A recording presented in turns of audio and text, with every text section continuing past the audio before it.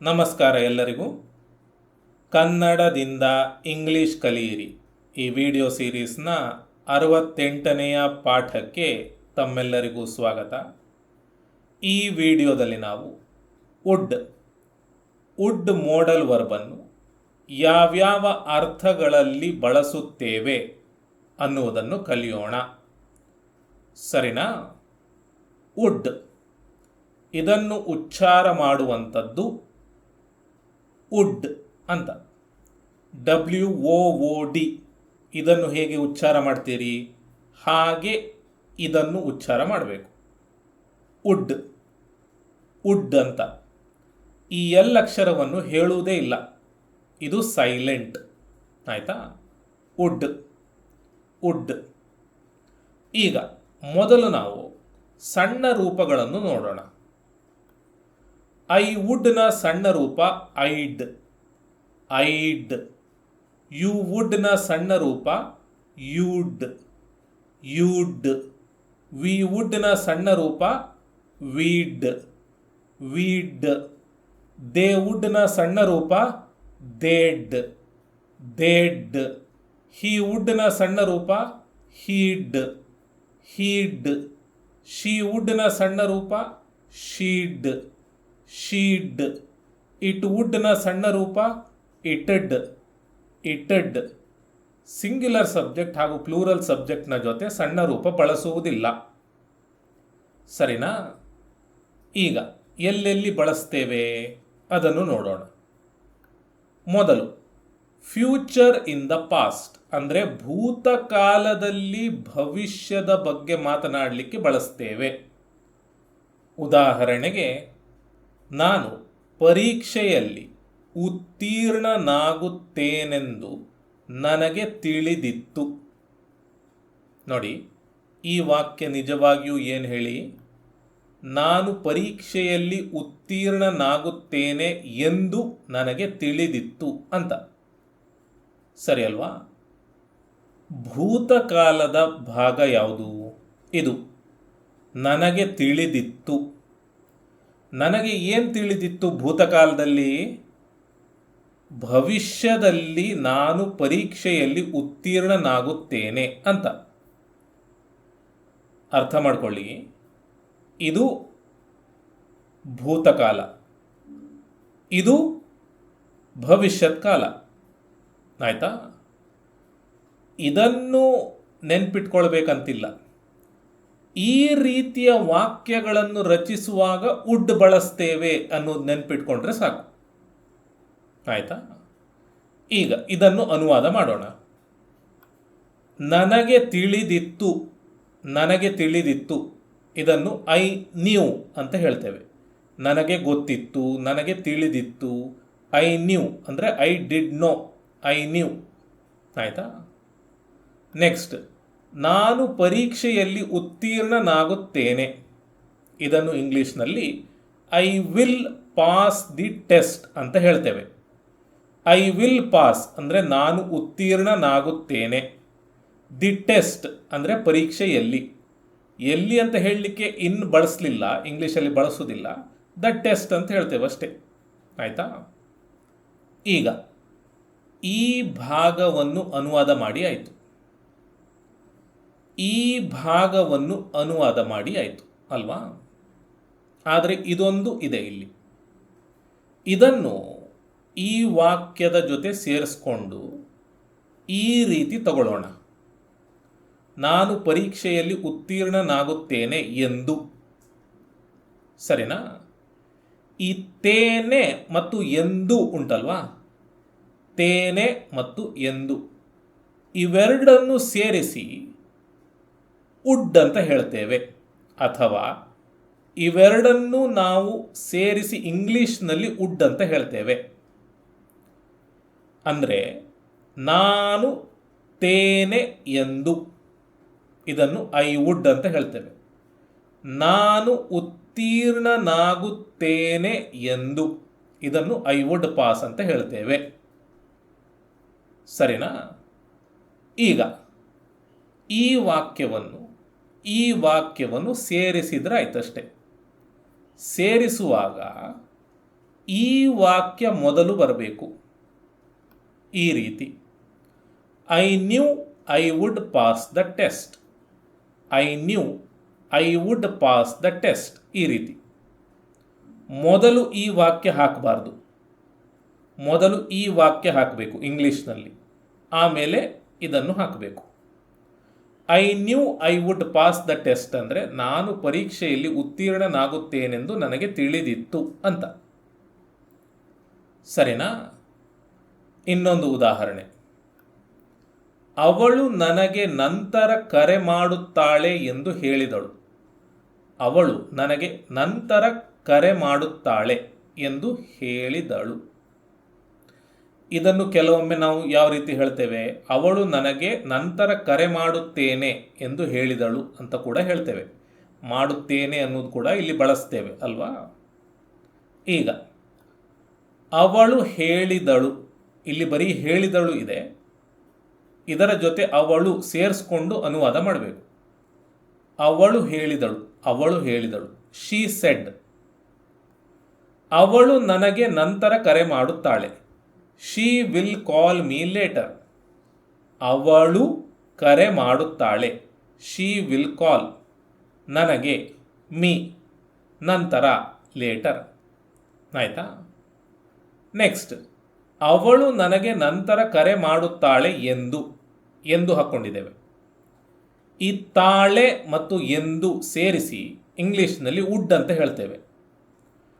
ಅವಳು ಕರೆ ಮಾಡುತ್ತಾಳೆ ಎಂದು, ಶಿ ವುಡ್ ಕಾಲ್. ನನಗೆ, ಮೀ, ಲೇಟರ್ ನಂತರ, she would call me later. ಆಯಿತಾ? ಈಗ ಈ ವಾಕ್ಯವನ್ನು ಮೊದಲು ಹಾಕಬೇಕು, ಈ ವಾಕ್ಯವನ್ನು ನಂತರ ಹಾಕಬೇಕು. ಹಾಕಿ ಈ ರೀತಿ ಮಾಡಿದರೆ ನಮಗೆ ಈ ವಾಕ್ಯದ ಅನುವಾದ ಸಿಗ್ತದೆ.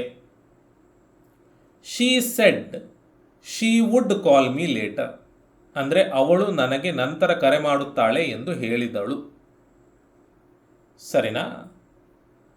ಇನ್ನೊಂದು ಉದಾಹರಣೆ. ಅವನು ಮರೆಯುವುದಿಲ್ಲ ಎಂದು ಭರವಸೆ ನೀಡಿದನು. ಮೊದಲು ಅವನು ಭರವಸೆ ನೀಡಿದನು, ಇದನ್ನು ಇಂಗ್ಲಿಷಿಗೆ ಅನುವಾದ ಮಾಡಿ. ಹಿ ಪ್ರಾಮಿಸ್ಡ್ ಅಂತ ಆಗ್ತದೆ. ಭರವಸೆ ನೀಡಿದನು ಅಂತ ಇದೆ, ಭರವಸೆ ನೀಡಿದನು ಅನ್ನೋದಿದೆ. ಅವನು ಅನ್ನೋದನ್ನು ಸೇರಿಸ್ಕೊಳ್ಳಿ. ಅವನು ಭರವಸೆ ನೀಡಿದನು, ಹಿ ಪ್ರಾಮಿಸ್ಡ್, ಹಿ ಪ್ರಾಮಿಸ್ಡ್. ಆಯಿತಾ?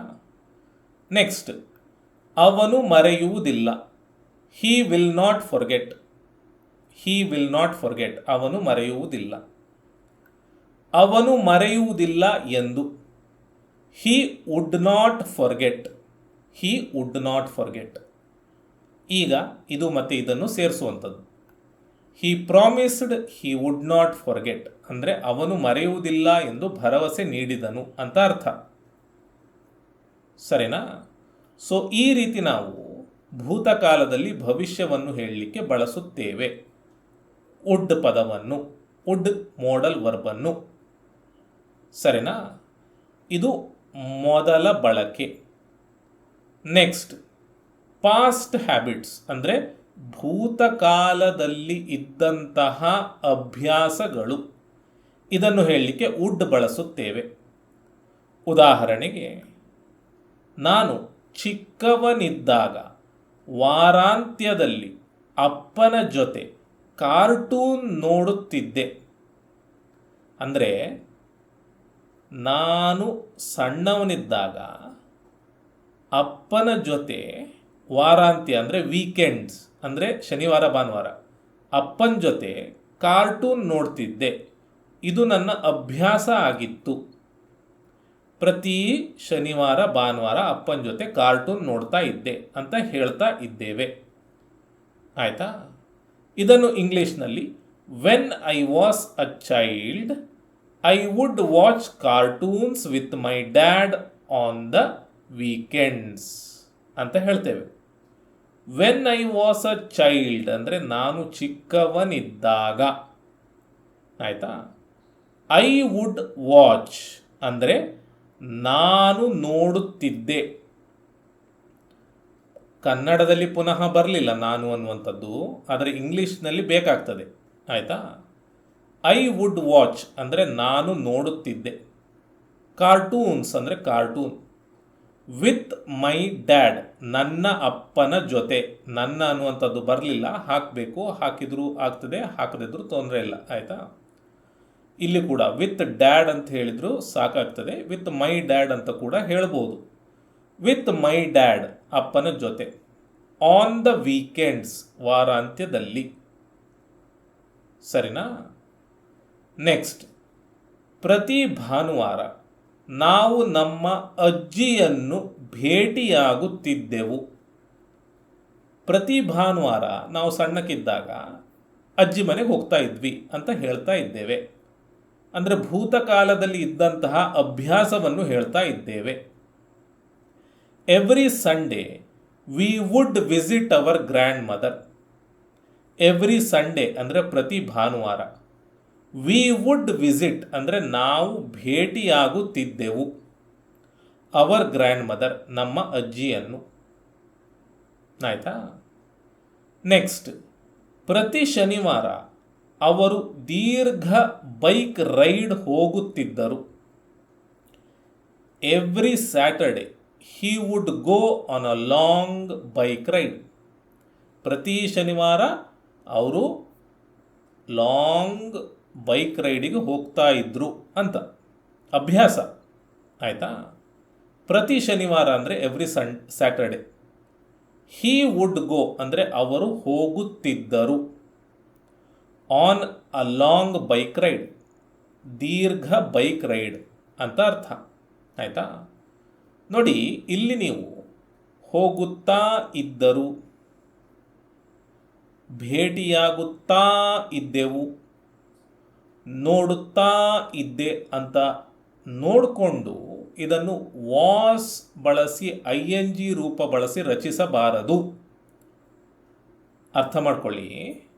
ಪಾಸ್ಟ್ ಕಂಟಿನ್ಯೂಸ್ ಟೆನ್ಸ್ ಅಂತ ತಿಳ್ಕೊಳ್ಬೇಡಿ ಇದನ್ನು. ಆಯಿತಾ? ಕನ್ನಡದಲ್ಲಿ ಅದೇ ರೀತಿ ಅನಿಸ್ತದೆ ಅಲ್ವಾ? ಆದರೆ ವಾಕ್ಯದ ಅರ್ಥ ತಿಳ್ಕೊಳ್ಳಿ. ಅರ್ಥ ತಿಳ್ಕೊಂಡಾಗ ನಿಮಗೆ ವಾಕ್ಯಗಳನ್ನು ಇಂಗ್ಲೀಷ್ನಲ್ಲಿ ರಚಿಸಲಿಕ್ಕೆ ಸುಲಭ ಆಗ್ತದೆ. ನೀವು ವಾಕ್ಯಗಳ ಅರ್ಥ ತಿಳ್ಕೊಳ್ಳದೆ ಅನುವಾದ ಮಾಡಲಿಕ್ಕೆ ನೋಡಿದರೆ ನೋಡುತ್ತಾ ಇದ್ದೆ, ನೋಡುತ್ತಿದ್ದೆ, ವಾಸ್ ವಾಚಿಂಗ್ ಅಂತ ಅನಿಸ್ತದೆ. ಭೇಟಿಯಾಗುತ್ತಾ ಇದ್ದೆವು, ವಾಸ್ ವಿಸಿಟಿಂಗ್ ಅಂತ ಅನಿಸ್ತದೆ. ಹೋಗುತ್ತಾ ಇದ್ದರು, ವಾಸ್ ಗೋಯಿಂಗ್ ಅಂತ ಅನಿಸ್ತದೆ. ಬಟ್ ಅದು ಹಾಗಲ್ಲ. ಅರ್ಥ ತಿಳ್ಕೊಂಡು ಅನುವಾದ ಮಾಡಬೇಕು. ಸರಿನಾ? Next, refusals in the past. ಭೂತಕಾಲದಲ್ಲಿ ನಿರಾಕರಣೆ ಅಂದರೆ ಭೂತಕಾಲದಲ್ಲಿ ಯಾರೋ ಒಬ್ಬರು ಯಾವುದೋ ಒಂದು ಕೆಲಸವನ್ನು ಮಾಡಲಿಕ್ಕೆ ನಿರಾಕರಿಸಿದ್ರು ಅಂತ ಹೇಳಲಿಕ್ಕೆ ವುಡ್ಡನ್ನು ಬಳಸುತ್ತೇವೆ. ಉದಾಹರಣೆಗೆ, ಅವನು ಮಾತನಾಡುವುದನ್ನು ನಿಲ್ಲಿಸುತ್ತಿರಲಿಲ್ಲ. He would not stop talking. Would ಹಾಗೂ ನಾಟ್ ಅನ್ನು ಸೇರಿಸಿ ವುಡಂಟ್ ಮಾಡಿದ್ದೇವೆ. Wouldn't, wouldn't, would not, wouldn't. He would not stop ಅಂದರೆ ಅವನು ನಿಲ್ಲಿಸುತ್ತಿರಲಿಲ್ಲ. ಟಾಕಿಂಗ್ ಅಂದರೆ ಮಾತನಾಡುವುದನ್ನು. ನಾನು ಎಷ್ಟೋ ಬಾರಿ ಪ್ರಯತ್ನಿಸಿದೆ, ಆದರೆ ಅವನು ಮಾತನಾಡುವುದನ್ನು ನಿಲ್ಲಿಸ್ತಾ ಇರಲಿಲ್ಲ ಅಂತ. ಭೂತಕಾಲದಲ್ಲಿ ಅವನು ಮಾತನಾಡುವುದನ್ನು ನಿಲ್ಲಿಸಲಿಕ್ಕೆ ನಿರಾಕರಿಸಿದ ಅಂತ ಅರ್ಥ. ಆಯಿತಾ? ನೆಕ್ಸ್ಟ್, ಅವಳು ಕರೆ ಸ್ವೀಕರಿಸಲಿಲ್ಲ. She wouldn't answer the phone. ನಾನು ಅವಳಿಗೆ 10 ಸತಿ ಫೋನ್ ಮಾಡಿದೆ. ಅವಳು ನನ್ನ ಫೋನ್ ಅಥವಾ ಕರೆಯನ್ನು ಸ್ವೀಕರಿಸಲಿಲ್ಲ. She wouldn't answer the phone ಅಂದರೆ ನಾನು 10 ಬಾರಿ ಫೋನ್ ಮಾಡಿದರೂ ಅವಳು ಸ್ವೀಕರಿಸಲಿಲ್ಲ ಅಂತ ಹೇಳುವಂಥದ್ದು. ಸ್ವೀಕರಿಸುತ್ತಾ ಇರಲಿಲ್ಲ ಅಂತ. ಆಯಿತಾ? ನೆಕ್ಸ್ಟ್, ಅವಳು ತಪ್ಪು ಎಂದು ಒಪ್ಪಿಕೊಳ್ಳುತ್ತಿರಲಿಲ್ಲ. ಅವಳದೇ ತಪ್ಪು ಅಂತ ಒಪ್ಕೊಳ್ತಾ ಇರಲಿಲ್ಲ ಅಂತ. She wouldn't admit she was wrong. She was wrong ಅಂದರೆ ಅವಳು ತಪ್ಪಾಗಿದ್ದಳು ಅಂತ. ಶಿ ವುಡಂಟ್ ಅಡ್ಮಿಟ್ ಅಂದರೆ ಅವಳು ಒಪ್ಪಿಕೊಳ್ಳುತ್ತಾ ಇರಲಿಲ್ಲ ಅಂತ. ಅವಳು ತಪ್ಪು ಅಂತ ಅವಳು ಒಪ್ಕೊಳ್ತಾ ಇರಲಿಲ್ಲ ಅಂತ ಹೇಳ್ತಾ ಇದ್ದೇವೆ. ಸರಿನಾ? ಭೂತಕಾಲದಲ್ಲಿ ಯಾರೋ ಒಬ್ಬರು ಯಾವುದೋ ಒಂದನ್ನು ಮಾಡಲಿಕ್ಕೆ ನಿರಾಕರಿಸ್ತಿದ್ರು ಅಂತ ಹೇಳ್ತಾ ಇದ್ದೇವೆ. ಸರಿನಾ? ನೆಕ್ಸ್ಟ್, ವುಡ್ ಯು ಮೈಂಡ್ ಹಾಕಿ ವರ್ಬಿನ ING ರೂಪ ಬಳಸುವಂಥದ್ದು. ವುಡ್ ಆದಮೇಲೆ ಯು ಹಾಕಿ ಮೈಂಡ್ ಹಾಕಿ ವರ್ಬಿನ ING ರೂಪ ಬಳಸುವಂಥದ್ದು. ಆಯಿತಾ? ಈ ರೀತಿ ಬಳಸಿದರೆ ನಿಮಗೇನೂ ಅಭ್ಯಂತರ ಇಲ್ಲ ಅಂದರೆ ಅನ್ನುವ ಅರ್ಥ ಬರ್ತದೆ. ಆಯಿತಾ? ವಿನಯವಾಗಿ ಮಾತಾಡಲಿಕ್ಕೆ, ವಿನಂತಿಸಲಿಕ್ಕೆ ಈ ರೀತಿ ಬಳಸುತ್ತೇವೆ. ಉದಾಹರಣೆಗೆ, ನಿಮಗೇನು ಅಭ್ಯಂತರ ಇಲ್ಲ ಅಂದರೆ ಕಿಟಕಿಯನ್ನು ಮುಚ್ತೀರಾ? ಈ ರೀತಿ ಕೇಳುವಂಥದ್ದು. ತುಂಬ ವಿನಯವಾಗಿ ಏನೋ ಒಂದನ್ನು ವಿನಂತಿಸಿಕೊಳ್ಳಲಿಕ್ಕೆ ನಾವು ಇದನ್ನು ಬಳಸ್ತೇವೆ. ನಿಮಗೇನು ತೊಂದರೆ ಇಲ್ಲ ಅಂತಾದರೆ ಕಿಟಕಿಯನ್ನು ಕ್ಲೋಸ್ ಮಾಡಬಹುದಾ? ಈ ರೀತಿ ಕೇಳ್ತೇವೆ ನೋಡಿ.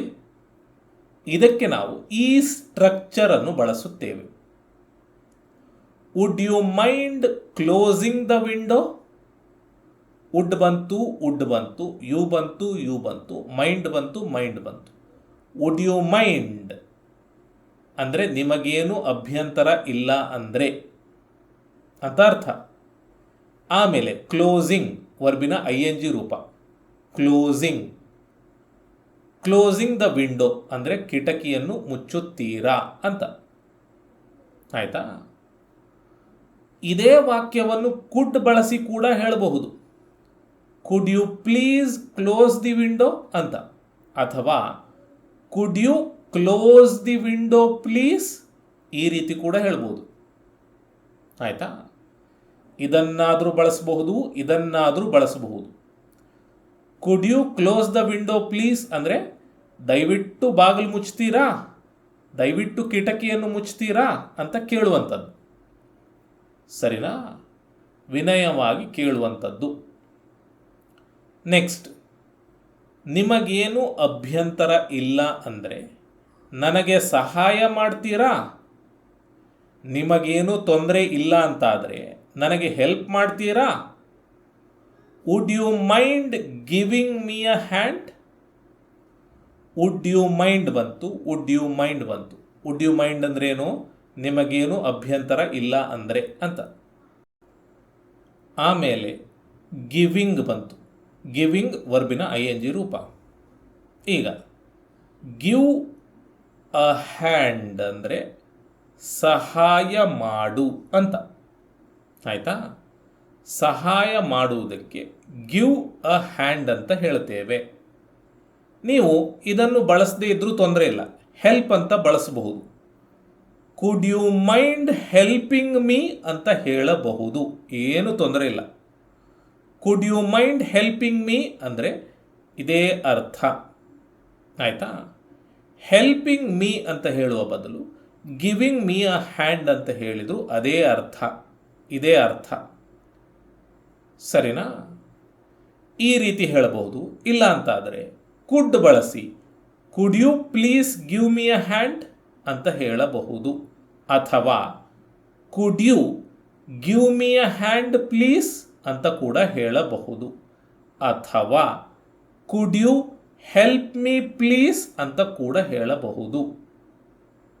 ಆಯಿತಾ?